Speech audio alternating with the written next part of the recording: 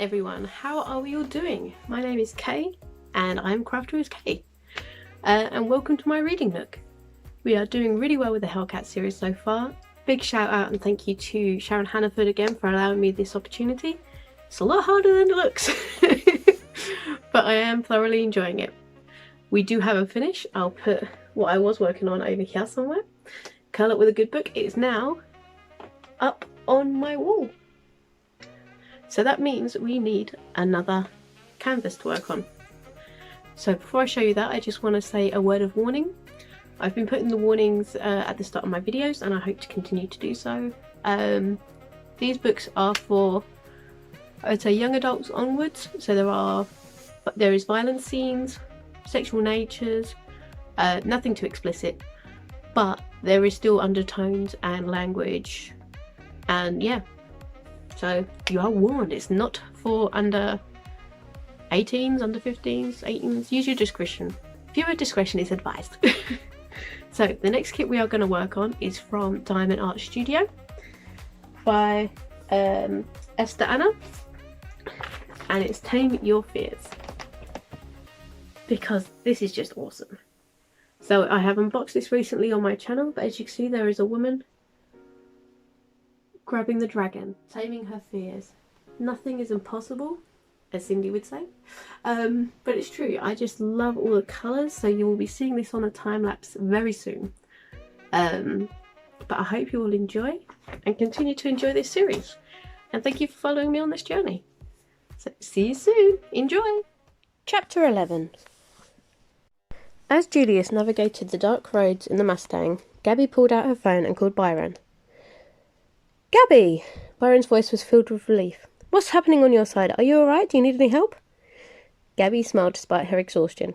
Calm down. You'll give yourself a heart attack one of these days, she teased him. Fight is over. We got every last one of them. I'm fine. Carl has a concussion, but he's conscious. We're heading home now, and the cleanup team will probably call you in a few minutes to reopen the station. What happened with the vampires? Well, that's a longer story. Short version is that without them, we'd have been in deep, deep shit. Julius is driving me home now. Gabby, Byron said, concern darkening his voice. Are you sure that's wise? She sighed.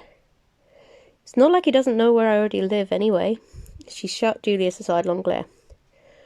We have a lot to discuss. Something happened at the train station, and I now have no doubts that Julius is telling us the truth about the war with Dante. You'll have to call another council session. You have to meet with Julius. There was a moment's pause on the other side of the phone. Then, with a sigh, he relented. All right, honey. I trust your instincts. I'll call them first thing in the morning and arrange it. Byron agreed. Gabby was quiet on the other side. Gabrielle? Byron's voice called softly. Are you sure you're all right? Gabby bit her lip and decided to lay it all out for Byron. There's a war coming, bye-bye, she said tiredly, unconsciously using the nickname she'd given him as a little girl. And it's not going to be pretty. Don't you worry about that, sweetheart.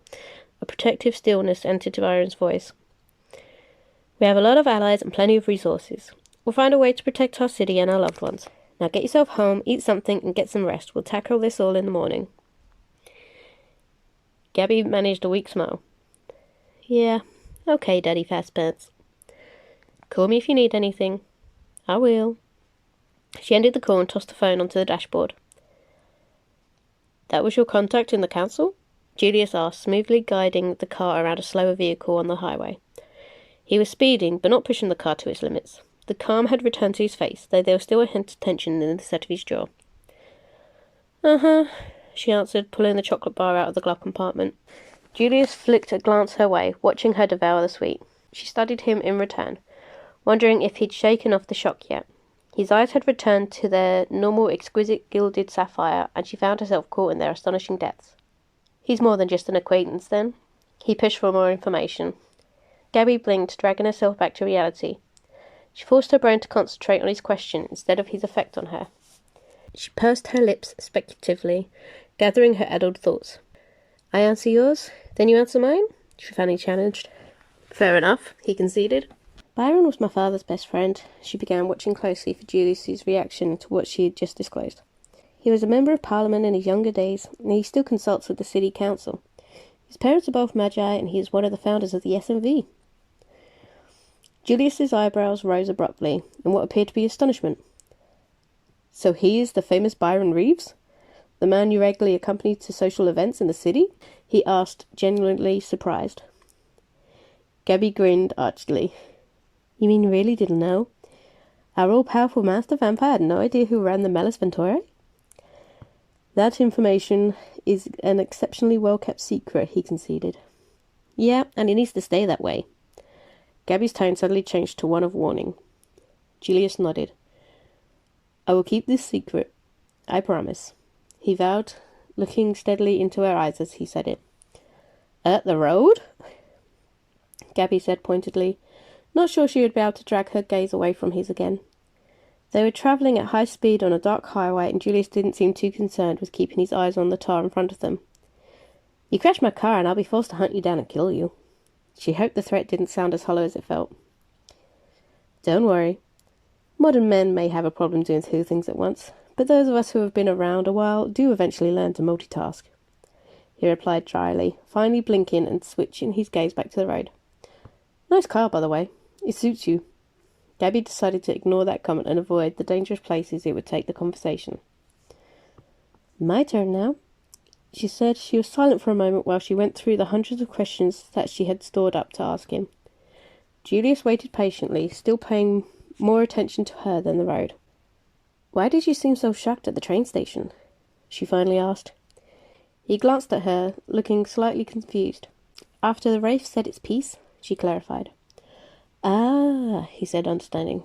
He looked back at the road again as they turned off the highway and began to navigate through the street-lit suburbia. His face became a tightly controlled mask, as though he was straining to ease any trace of emotion from his expression. I guess it was that the truth of the situation had finally become a reality. What I told you the other night was the truth, but I don't think I had actually accepted it. The mask started to slip, and frustration and anger tightened the muscles in his jaw, narrowing his eyes and edged his cheekbones even more prominently across his face. I was holding on to the hope that some sanity remained somewhere in Dante's mind, and that he would come to his senses, that he would make some threats and throw his weight around, but back off once he was faced with a strong challenge. That was the main reason for the unity between us, and you a show of force. It was meant to make him back down. And now? She prompted. Julius's pale hands clenched the steering wheel so hard Gabby wondered if he was leaving permanent finger impressions in it. Now I know that it will not back down for anything, he said with savage certainty. What he's put into motion is impossible to stop. He's gone further than I ever thought him capable of. He has truly become evil. Julius paused a moment, calming himself before continuing. I think that's what shocked me the most. That someone I once trusted with my life, someone I thought I knew inside and out, can have become such a mindless, power-hungry monster. He turned to look at her again, his eyes flashing, now dark and angry, the colour of the deepest ocean on a moonless night. The plan has changed. I no longer need help from the society. You can call Byron back and cancel the meeting. What? She exclaimed in bewilderment. You were there when the Wraith threatened to take us all out. You've just acknowledged that the threat is worse than you expected. How can you now decide you don't need our help? She was utterly confused. Yes, I was there when the Wraith threatened you and Carl's lives, he growled, his voice low and dangerous. The creature made it clear you were targets, and you would be taken out. I want you to pack up and leave the city until we could take care of Dante. You're insane, she almost shouted, irritation replacing confusion and in an instant. You need every ounce of help you can get. And hunters do not run from a fight, especially one that threatens the whole city and all of its citizens. Gabrielle, he said, now in a frustratingly reasonable tone. This is not your fight. I'm sorry I got you involved. It was never meant to go this far. I don't need your death on my conscience. I brought this here, and I will deal with the consequences. Gabby snorted derisively. You underestimate us. This is our city, and we will not back down without a fight. I can't speak for every member of the SMV, but I'm not leaving, so deal with it. Julius let his head roll back onto the headrest, closing his eyes and exhaling deeply. You don't understand, He growled, all pretense of calm reasoning gone then. Then explain it, she challenged furiously. He opened his eyes and took a deep breath, still not looking directly at her. There was another reason that I looked shocked, though I think perhaps you misread anxiety for shock. He continued quickly before she could interrupt. I have very occasional flashes of clairvoyancy. And before you ask, no, I don't know why. While listening to the wraith, I had a very clear vision. He paused, steering the car into her driveway and bringing it to a sharp halt outside her front door. Then he turned to look at her with a brutal, almost tortured look on his face. It was a vision of you lying dead at my feet, my hands covered in your blood. They were still arguing when Alexander came into the house a few minutes later, half supporting Kyle. It was probably a vision put there by the wraith to get exactly this reaction. Gabby growled in exacerbation. The wraith was contained by magic. It wouldn't have been able to project any vision. How do you know that? It's obviously able to project its voice. Why not a vision? I know my own visions when I get them, he threw back, his voice rising savagely. You need to get out of the city and away from this fight. The future is not set in stone. If it was a genuine clairvoyant vision, then we've got a fair warning, and we'll know to be more careful. I'm not leaving. Hey guys, Kyle groaned. Can you keep it down? Man with a titanic headache over here. Gabby stamped over to the fridge and hauled an ice pack out, wrapping it in a clean tea towel. Julius followed her into the kitchen. And what did the wraith mean when it spoke to you about your last encounter? Did you fight that thing?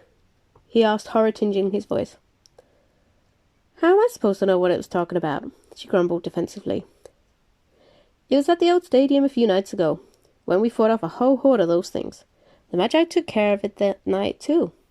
She stalked out to the kitchen, back to Carl. She pushed him down on the brand new couch and pressed the ice pack in his head. Hold this while I put on the coffee, she ordered, almost tripping over Julius on her way back to the kitchen. He reached out quickly to steady her, strong, cool hands on her waist. It was in that moment that Razor made his appearance and all hell broke loose. It took Gabby several minutes to calm Razor down. Even once she got him into her bedroom and closed the door, with all his hair standing on end, he looked massive, taking on the proportions of a snow leopard. He'd still been hissing and spitting when Gabby hauled him in and shut the door. Once he had finally allowed Gabby to soothe him back to normal size, and even managed to give her a few apologetic headbutts, she left him on the bed and quickly slipped from the room, closing the door securely behind her. Back in the lounge, Kyle and Alexander were mercilessly teasing Julius about the attack. Better hope those heal before we get back to the estate, Alexander snickered devilishly. I'd hate to have to explain that a pet cat did that to you. That, she heard Julius's voice rumble in reply. It's no pet cat. That was a bloody rabid tiger. Gabby rushed guiltily back into the kitchen, grabbed another clean towel from the drawer and ran cold water onto it before heading into the lounge. She walked over to Julius, who seemed to have regained his composure and was sitting in an armchair, inspecting his arm and hands for damage. She cautiously pressed the damp cloth to the deep scratches gouged down the left side of his face, half expecting him to pull away from her, but he sat dead still, allowing her to wipe the blood away. I'm sorry, she started to babble. He's not usually quite that vicious towards guests. Apparently he felt you were some kind of... She trailed off, embarrassed. Some kind of what? Julius prompted her, curiosity overpowering annoyance. Wow, these are healing already, she exclaimed as she finished cleaning the blood away from his face. She reached for his arm, going down onto her haunches and peeling away the ripped pieces of his sleeve to examine the damage. The undamaged skin on his arm was smooth and hairless. Though it was pale, it wasn't unhealthy looking or ashen as she'd expected, but it seemed to radiate with a faint pearlescence. Vampire healing, definitely one of the best benefits of undeadhood, Alexander commented dryly, snapping her out of her scrutiny of Julius's unusual skin. She hoped they didn't notice her lapse. She mopped up the worst of the blood from the wounds, trying not to take any more time than was absolutely necessary, before moving on to the other arm.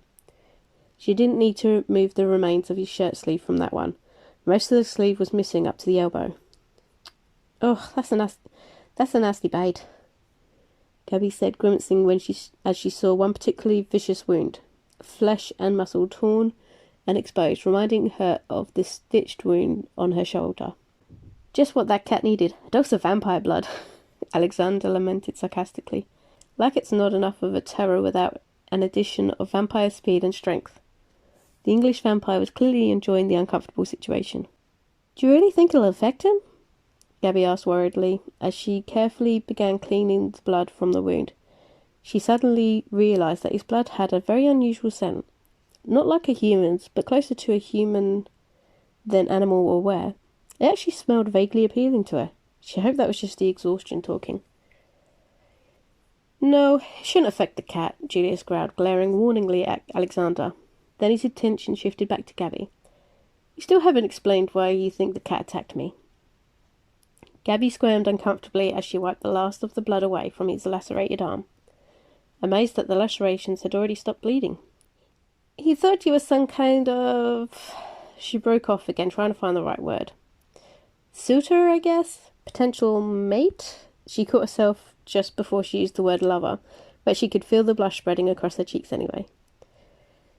"He appears to think I belong to him, and him alone. He saw you as a competition, and reacted like an idiotic alpha male that he is." All three of the males in the room were deadly silent for a moment, and then Alexander suddenly collapsed back into the couch, roaring with laughter. Abruptly, Carl was laughing too. As Gabby glanced up at Julius, she realized by the twinkle of mirth in his eye that even he was amused by her embarrassment. She quickly stood up, whirling around and stomping off to the kitchen again. She briskly turned on the coffee maker, throwing the bloodied towel into the sink to soak. If Rose came and saw all the blood on the towel, she was going to have kittens thinking it was Gabby's. She became aware of Julius's presence a millisecond before she bumped into him on her way to the fridge.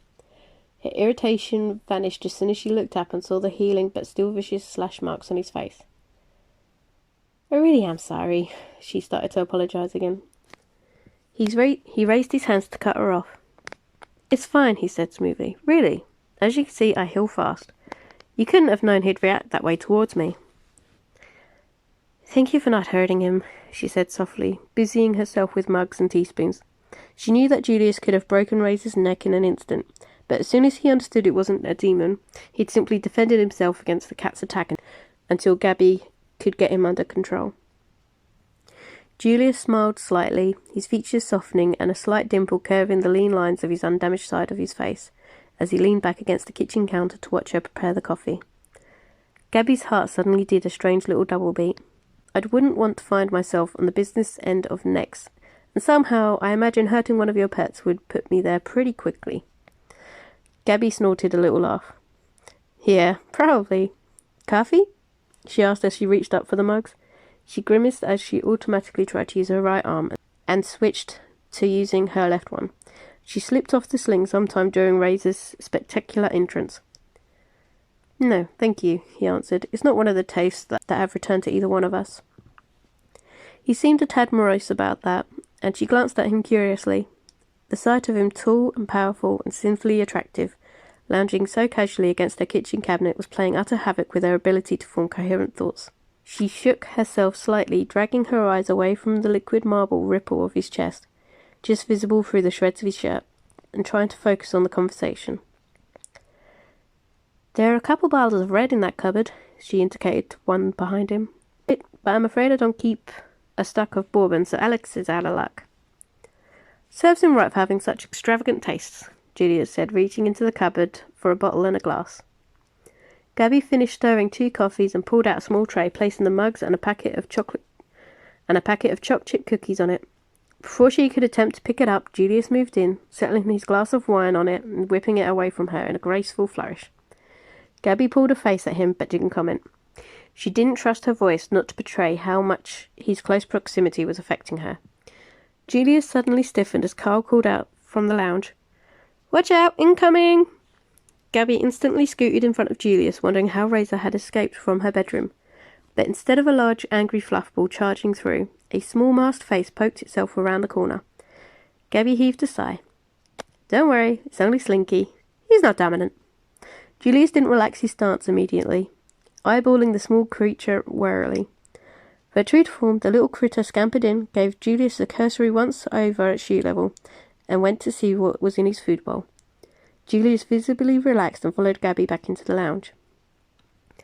After coffee and biscuits, she got Carl settled into the spare bedroom, leaving the door open so she could hear if he needed her. She knew the drill for concussion. Check on him regularly and wake him up every couple of hours to make sure he knew his own name. She sighed. It was going to be a long night, or morning, as was now the case. The two vampires had been having a low conversation while she was seeing to Carl. It was too low even for her to pick out many of the words. She only picked up the odd one spoken with more vehemence by Julius. They were words like safety, responsibility, madness, and killed. She heard the conversation break off as she walked out of the spare room, and by the time she walked back into the lounge, they were both pretending to be intrigued by her collection of coffee table books and photographs. Julius was standing near the fireplace, studying a framed black and white photo of Gabby lying in long grass under a tree with her head on the belly of a lioness, while two cubs playfully played about on top of her. It was one of her very favourite photos, and she found it very unsettling to have him looking at it. She thought again about how she liked having her own private space that no one, except for a privileged few, ever dared to invade. She found herself wanting to yank the photo out of his hands and throw the pair of vampires out the door. But before her instincts could overpower her, he carefully set the picture back on the mantel and turned to her, his face tense but resigned. The skin on his face was perfect again. All traces of Razor's attack had completely healed. She suddenly became aware of the throbbing in her shoulder and the aching in her ribs. She was abruptly envious, thinking how much easier life would be if she healed as fast. Julius's eyes narrowed then, and his expression became hooded, unreadable. "It's time we left you to get some sleep," he stated shortly. Gabby raised one eyebrow. "As much as I would love to agree with you," she said, "we still have a few things to discuss." Alexander looked up from the book on African landscapes with an evil twinkle in his eyes. "Didn't really think you were going to get away that easy, did you?" he asked Julius, grinning. Julius threw a narrow-eyed warning glare to the other vampire. "She's exhausted and in pain. We can discuss things tomorrow." "Yeah, right, and give you enough time to come up with a way to keep us out of the fight? No chance. We're discussing this now. And as you just noted, I'm tired and sore. And that makes me decidedly irritable. So sit down before I'm forced to let Raz out again." "You dare set that cat on me again?" he demanded, outraged. That did it. Her fuse had been lit, and it was never a very long fuse. "You dare to set your vampires on me? You heal a shitload quicker than I do, so I think I still owe you," she responded angrily, through gritted teeth, trying to keep her voice down for Carl's sake. Alexander watched the sparks fly for a moment, then stood up to get between them, still grinning. "She's got you there, mate," he told Julius in mock seriousness. "I should actually hold you down and let the cat get a bigger piece of you." He turned to Gabby. "You want me to hold him down? Or do you want to do the holding and I'll let the cat out?" Gabby stomped over to her favourite stuffed chair that had miraculously escaped the worst of Razor's wrath, and plonked down, wincing in pain at the overzealous move. She grumbled something that sounded like "tempt me," but the worst of the tension drained out of the air.